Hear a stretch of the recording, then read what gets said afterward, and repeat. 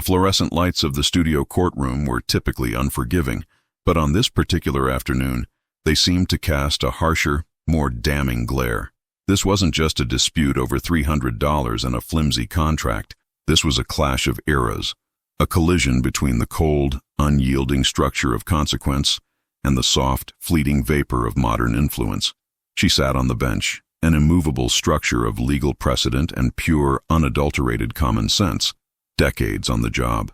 Eyes that had seen every lie, every scam, every flimsy excuse the human mind could conceive. She was the final filter, the one place where consequences were real, delivered sharp and fast, like a slap from reality itself. Opposite her stood the plaintiff, a young man draped in calculated confidence, his face molded by the soft focus of endless filters. He wasn't arguing a case. He was performing an apology tour for his audience of millions, treating the court like an optional, slightly retro backdrop for his content. He was there because his carefully curated image had been slightly damaged, and he felt the universe, specifically the woman in the black robe, owed him a substantial correction. His claim was labyrinthine, built on contract jargon he clearly didn't understand, and emotional hyperbole designed solely for the camera lens. He was suing the defendant, a struggling small business owner, because a procedural error caused him to miss a pivotal, highly monetized live stream event, costing him, as he dramatically claimed, potential seven-figure endorsements and severe brand attrition. The judge listened. She allowed the shallow waters of his performance to rise until he was completely submerged in his own self-importance. Then came the moment, the pivot. The young man, frustrated by her stoic silence, a silence heavier than any verbal judgment, adopted a condescending smirk. He leaned into the microphone, his voice dripping with the faux authority he copied from his favorite online finance gurus. He looked down on the court. "Honestly, Your Honor," he began, waving a perfectly manicured hand across the air, "with all due respect, I feel like you just don't understand the algorithm of modern business. We're talking about ROI, leverage, virality. It's a different world now. This isn't your grandfather's marketplace of pennies and hard labor. It's about influence. And frankly, this court's jurisdiction seems quaint." The air froze. In a room where drama was manufactured every day for ratings, this silence was genuine. It was the absolute, total cessation of noise that accompanies the unexpected. It was the moment the fake collided violently with the fundamental. The young man, emboldened by the lack of immediate physical rebuke, pressed on, digging his own grave with perfectly articulate self-regard. He saw her as an obstacle to his narrative, not the final word on justice. "You deal with these tiny, insignificant issues," he continued, eyes scanning the production booth, making sure his performance landed. "Parking tickets, fence disputes. I mean, come on, you're essentially running a glorified daytime soap opera. You wouldn't know real stakes if they were monetized on TikTok." He laughed, a small, nervous, completely misplaced sound of digital confidence. He was mocking the very foundation he stood upon. He was mocking reality itself. The judge settled back slightly in her chair. The movement was barely perceptible, yet it carried the sudden grinding weight of collapsing buildings. Her gaze, which had previously been judicial, became something primal. It was the look of a person who knew the genuine, uninflated cost of every single thing in life, the cost in sweat, in sleepless nights, in genuine earned respect. The camera zoomed in tight. Every muscle in her jaw seemed to be locked down. She didn't shout. She didn't quote statutes. She used life experience. Her voice, when it finally cut through the studio stillness, was low, gravely, and utterly without emotion, the sound of hardened steel scraping against cheap plastic. "I understand leverage," she said. The word was a heavy stone thrown into still water. The young man tried to interrupt, desperate to regain control of the narrative. "But, Your Honor, the platform metrics—" "Silence!" The word was a gunshot. He snapped back, momentarily stripped of his persona, just a child caught in a painful lie. "You speak of influence," she continued, her voice gaining a dangerous, steady resonance. "You speak of algorithms and virality. You stand here in a courtroom built on centuries of codified consequence, and you dismiss it as insignificant."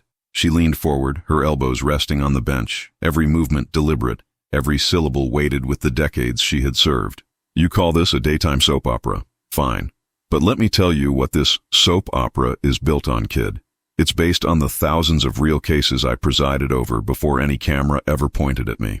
It's based on real divorce papers, real bankruptcies, real fraud, and real domestic violence. The hard, dirty, complicated truths that you avoid by staring at a screen.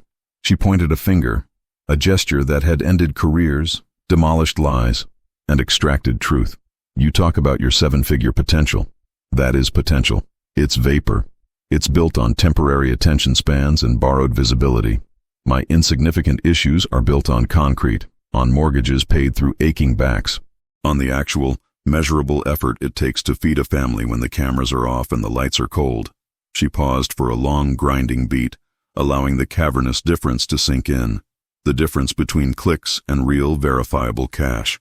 You think I don't know the difference between hard labor and leverage? I know the difference because hard labor is what pays the electricity bill for the data center where your leverage lives. The young man's smooth facade was cracking rapidly. He swallowed hard, his eyes darting frantically, searching for a script that had just been incinerated. He was exposed. You think the world revolves around you because your viewer count is high, she stated plainly, her voice heavy with scorn. You think you've earned respect because you've mastered the art of the perfect filter. You confuse being seen with being worthy. She straightened up in her chair, a final authoritative position, preparing to deliver the final crushing blow. I didn't earn my authority by asking people to smash the like button. I earned it by making decisions that ruined lives or saved them. Decisions based entirely on fact, not follower count. I dealt in consequences, not comments. She looked directly into the camera, bypassing the plaintiff, speaking directly to every single person watching it, those who understood the brutal, silent necessity of the grind. You want to know the algorithm of life? I'll give it to you. She paused one last time, allowing the absolute tension to coil tight around the silent studio. The bailiff stood motionless. The audience members, normally instructed to remain silent, held their collective breath. Then came the phrase, brutal, authentic, devastating. It was not law. It was philosophy born of grit. Respect isn't a sponsorship deal. It's the interest paid on a debt of effort. The air rushed out of the room. The lawsuit was dismissed, not with an elaborate legal argument about torts or damages, but with the simple surgical wave of her hand that said, "Go grow up. Your time is over." The young man, suddenly small, stumbled out of the courtroom, defeated not by an attorney, but by the weight of simple, undeniable truth. His embarrassment was immediate and absolute. He had come to mock the authority of the past, and had been utterly dismantled by its integrity. The footage of that single exchange, the arrogant claim, the icy silence, and the definitive, crushing rebuttal, spread like wildfire across the digital landscape he claimed to rule. It wasn't just a clip. It was an anthem for the disillusioned.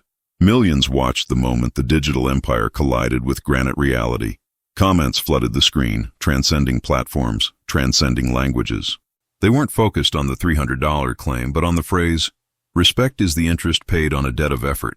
It resonated universally because it spoke directly to the fundamental disparity in the modern world, the chronic conflict between those who manufacture meaning and those who sweat blood to earn it. The world was utterly tired of the plastic veneer.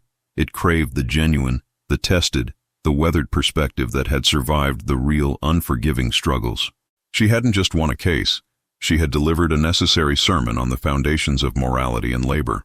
She reminded everyone that true power doesn't come from fleeting clicks. It comes from consistency. Authority isn't granted by an audience. It's forged in the relentless, painful pursuit of doing what is right, even when the cameras are intentionally turned off. That day, the self-proclaimed daytime soap opera became the most authentic, hard-hitting piece of media on the entire internet. A reminder that no matter how complex or sophisticated the technology gets, simple, unvarnished wisdom always cuts the deepest. The fleeting roar of viral fame quickly fades, but the silent, heavy echo of truth lasts forever. The world needs more people like this. Share if you agree.